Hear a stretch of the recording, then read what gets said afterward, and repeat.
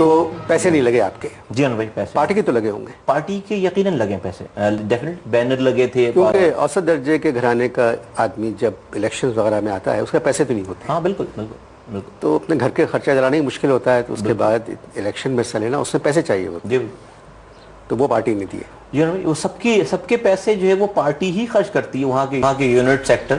اماں خوش ہو گئی کہ بیٹا آ گیا؟ امی نے جو ہے وہ پرانا ٹائم جو ہے وہ دیکھا ہوا ہے سارا میری، اور جب میں وہاں سے پکڑا گیا تھا 90 سے 50-55 لوگوں کے ساتھ، تو میرے والد صاحب بیچارے بڑے بس آفس سے گھر اور گھر سے آفس آیا جایا کرتے تھے. امی بھی نہیں باہر نکلتی تھی زیادہ، لیکن میں لانڈی جیل میں مجھے پہلے رکھا تھا انہوں نے، لیکن میں چھوٹا تھا تو بچوں کو ادھر لانڈی جیل میں رکھتے تھے. وہ علاقہ آپ نے نہیں دیکھا تھا لانڈی کا؟ ورنہ تو آپ نے تو 27 تو گھر بدلے، گلشن سے نیو کراچی، نارتھ کراچی، پھر انچولی، پھر کوئی علاقہ ایسا نہیں ہے. اس لیے آپ سے بہتر آدمی ناظم کے لیے نہیں ہو سکتا. پورا کراچی تو آپ نے چھان مارا ہے. گھر بنایا آپ نے؟ نہیں، میں نے گھر نہیں بنا سکا اب تک. والد صاحب نے ایک گھر بنایا تھا جو ہم نے بکوا دیا، اور گھر نہیں بنا سکا. آپ نے جو 27 علاقوں کا نام جو لیا ہے وہ اس لیے کہ کرائے پہ ہم لوگ رہیں اب تک زیادہ تر.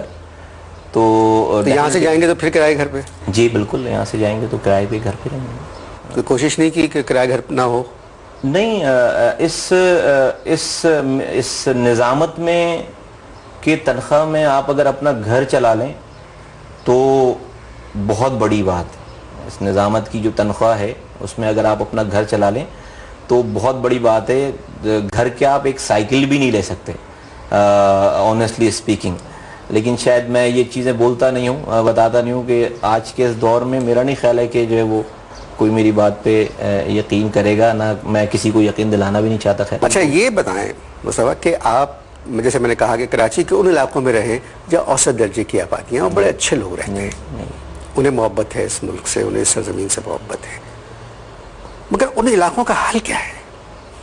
بہت بڑا. اب یہ آپ نے جو کنسٹرکشن کروایا ہے، ایک صاحب کا کہنا تھا جو پڑھے لکھے ہیں کہ دنیا بھر میں جب اس طرح کا کنسٹرکشن ہوتا ہے تو پہلے ایک سڑک بنا دی جاتی ہے، جو سواریاں اس سڑک سے گزرے وہ اب اس سڑک سے. یہاں نہیں ہوا ایسا. انٹائرلی ایسا نہیں ہوا جیسا لوگوں کا پرسپشن ہے. اگر ایسا ہوتا تو آپ یقین کریں اپنے گھر سے نکل کر یہاں تک نہیں پہنچ پاتے. اور جو بھی کراچی کے لوگ ہوتے، نہیں میں تو آپ کی طرف ہوں کہ آپ نے کراچی کو ہم نہیں رہیں گے، ہمارے بچوں کے لیے تو یہ کراچی شہر جو ہے یہ تو نہیں بالکل. میں نے آپ کو ایک تو یہ چیز سمجھنی پڑے گی پہلے کہ دیکھیے ڈیولپ ہوئے ہوئے شہر میں کنسٹرکشن کرنا it's not an easy job. قیامت ہے ڈیولپ ہوئے ہوئے شہر میں. کراچی جیسے شہر کروڑوں لوگ رہتے ہیں، ٹھیک ہے. دنیا میں شہر آباد ہوتے ہیں پلان ہونے کے بعد. یہاں پر شہر 65 سال ہو گئے آباد ہوئے ہوئے.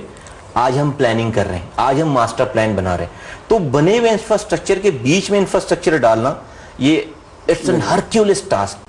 لیکن میں آپ کو بتاؤں کہ ہم نے حتی الامکان یہ کوشش کی کہ ڈائیورجنز، الٹرنیٹس اور ساری چیزوں کو میکسیمم یوٹیلائز کر کے ہم چیزوں کو کے اوپر ہاتھ ڈالیں. لیکن کچھ بہت چیزیں دیکھنے کے باوجود بھی ہمیں کرنا پڑی in the largest interest of the people. اگر آپ کو میں ایک مثال دوں کہ ہم نے اگر 3 انڈر پاسز 3 فلائی اوورز جو بنائے، کوریڈور بنایا، سب لوگ یہ کہتے تھے کہ بھائی کیا ضرورت ہے، 6 جگہوں پہ تم نے ایک ساتھ کھدائی کر دی ہے، 6 جگہوں پہ تم نے جو ہے وہ بالکل میس کریٹ کر دیا ہے. مگر میں جو لوگ انٹرویو دیکھ رہے ہیں، یہ 3 جو انڈر پاس اور اوور ہیڈ بریجز بنے ہیں، آپ یقین کیجئے گا کہ میں بہت دور رہتا ہوں شیر شاہ سے، جہاں میں ریکارڈنگ کے لیے جاتا ہوں ایئر بائی. مجھے لگتے تھے 1 گھنٹہ 20-25 منٹ، مطلب ایوریج اگر ٹریفک نہیں ہے تو. اب میں 18 منٹ میں پہنچ جاتا ہوں. اس کے لیے تو میں شکریہ ادا کرنا چاہ رہا ہوں آپ کا کہ اگر اسٹیڈیم سے ہم نکلیں تو کوئی سگنل ہی نہیں ہے سائٹ تک. جی بالکل ایسا ہی، بالکل ایسا ہی. تو یہ اگر میں ایک بناتا نا اور اس کو بھی 8 مہینے لگتے، اور اگر فرض کریں کہ اس میں سے 1 یا 2 بناتا تو میں کیا کرتا. اگر آپ نے اپنی مثال دی، آپ کہیں نہ کہیں 2 جگہوں سے تو نکل جاتے، لیکن آگے جا کر آپ کہیں نہ کہیں رکتے. اینڈ ٹو اینڈ سولوشن نہیں ہوتا.